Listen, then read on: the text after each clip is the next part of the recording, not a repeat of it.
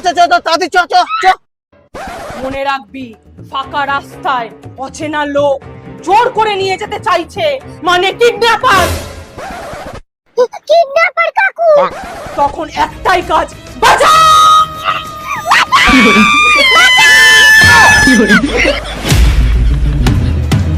হাতের সামনে যা পাবি তাই দিয়ে অ্যাটাক করবি। ভিডিওটি দেখার আগে তুমি যদি আমাদের আল্লাহ এবং নবীকে ভালোবেসে থাকো তাহলে চ্যানেলটি সাবস্ক্রাইব করে দাও। no. বোন, 3 বার করে ফুটিয়ে দে। আমি ইট দিয়ে মাথা ফাটিয়ে দেব। no.